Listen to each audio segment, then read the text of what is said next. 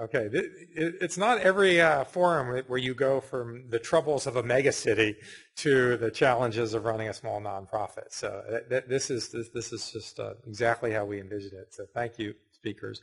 As Holly mentioned, we did get the bad news that unfortunately Paul Meyer, who's on your agenda, is not going to be joining us. We rest assured that he is solving a environmental or at least a local government problem somewhere right now. So we wish him luck on that. But we will hear next from Mitch Gillespie, the Assistant Secretary for the Environment of North Carolina, Department of Environment and Natural Resources.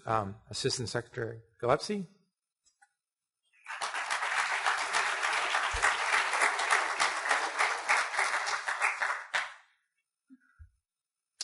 Thanks so much, Jeff and Mike, for having me here this afternoon. Let's see if I can work this. No, that's not it. So I might need, let's try that. There we go. There we go. Very good. Like I said, I want to thank you for having me here this afternoon. I want to talk to you about some exciting changes that has happened at Diener last year. You might have heard about a lot of, but the reason I'm here today is talk about one that I'm very excited about and very proud of that's took place at Diener. And what I want to do is I want to show you this chart here. This is the way the world used to be before the budget passed last year.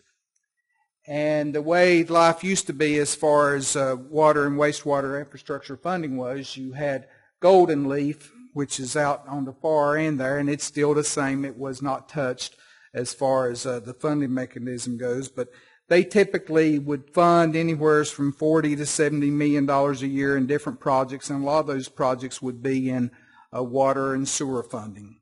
And they have a cash balance in their fund of about $600 million, and they receive so much every year from the Master Settlement Agreement from 1999, which totaled about $5 billion for the state of North Carolina. And back in the day, whenever I was in the legislature, that was one of the first votes that I took that took about 6 weeks to finally get an agreement passed on how the funding was going to be spent on the Golden Leaf. And then you had the world over at the Rural Center that used to get anywhere between $25 to $50 million a year on a recurring basis to do water and sewer needs. And the last year that they were there in 2012, at full funding, they received about $25 million, and now they're down to about, I think, around $4 million now. And then the Clean Water Management Trust Fund, as many of you know about that, back in the day when it was formed, Governor Hunt, that was one of the big initiatives there that started out. It was funded at about $33 million a year, and then it got up to about $100 million a year. And then I think by 2012, after the recession hit and after all the floods from 2001 and 2005, we had another major flood there. That funding was cut down to about $10 to $11 million. And then over at Diener, the old Diener Department of Environment and Natural Resources, you had basically two funds over there. You had the Clean Water State Revolving Fund and the Drinking Water State Revolving Fund. And those have been funded anywhere between $25 million to $150 million. And this year, I think altogether, we're probably looking around close to $200 million in funding there. And then over at Commerce, you had two different funds. Over there, you had the Economic Development Funds and Industrial Development Funds, which totaled around $15 to $20 million. And then you had the Community Development Block Grant Funds, which is around $25 million. So that's the way the world used to look. And now, how does it look now? Well, after lots of different folks over the years have been talking about how that the water and wastewater funding needs to be more centralized, the General Assembly finally acted on it. And they said, we're going to try to centralize that.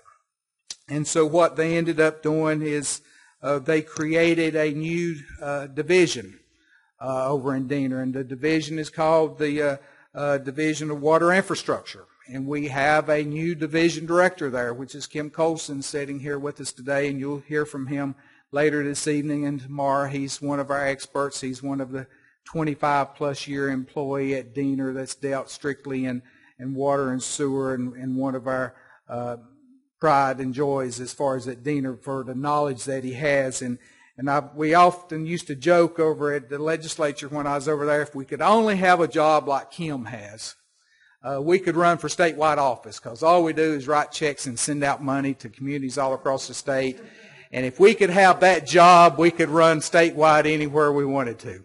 Well, even though I sign off on all those, I can assure a lot of people in this room are pretty happy about it. I do not plan on running for office anymore. But so what have we done? Or what did the General Assembly do? One thing they did is they did a lot of consolidation. Not only did we form a new division there, but we also appointed a 9-member board called what we call the SWIA board.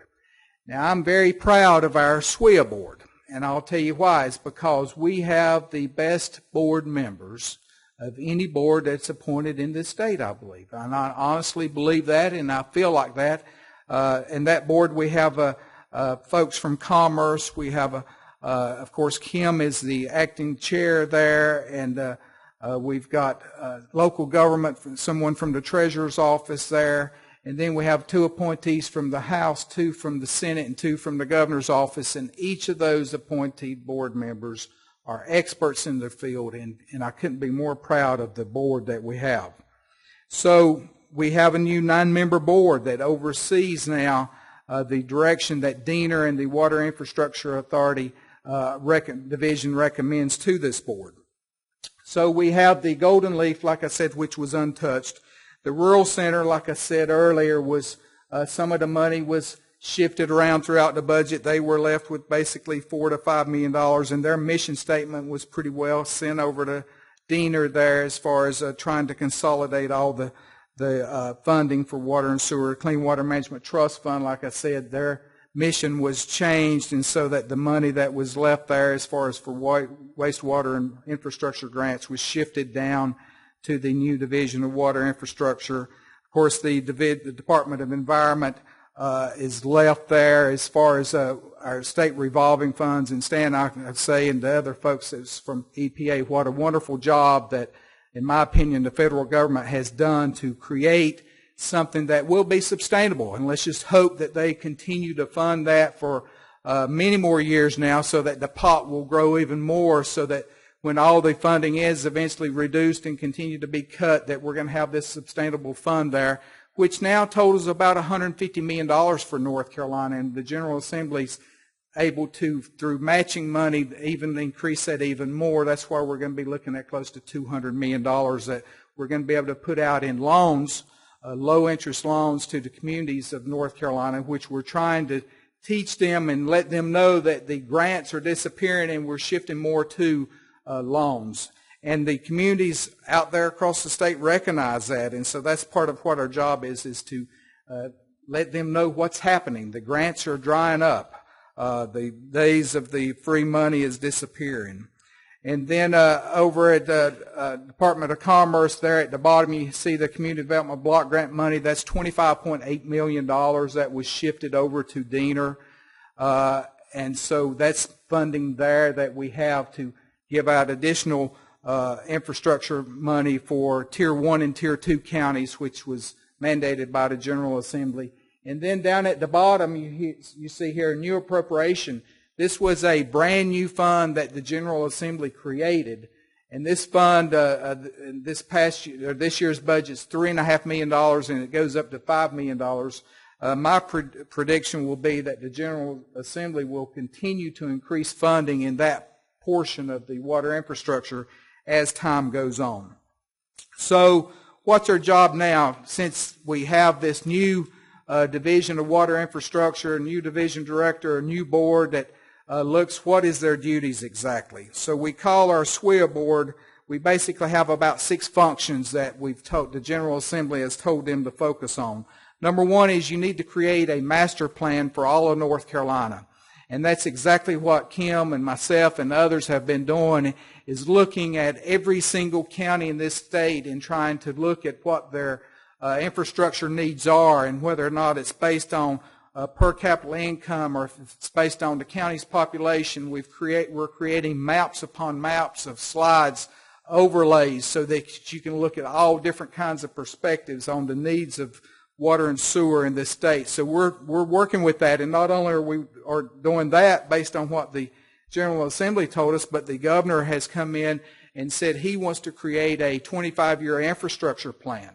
And so with what we're already doing, we're now overlaying our water and sewer infrastructure plans with the governor's transportation plan as far as providing roads into the different parts of the state. And also I've taken it upon myself to make sure that our water resources are now being targeted and looked at statewide so that we can see exactly where the needs are across the state. And so that, along with a lot of other recommendations that the SWIA board has to do, that's what we have to do. And then transition, like I said, the folks from depending on a grant to making sure that they're aware that we need to start looking at financing options there while we still try to protect water quality and provide the services to our citizens in North Carolina. So with that, I look forward to answering some more questions. Thank you.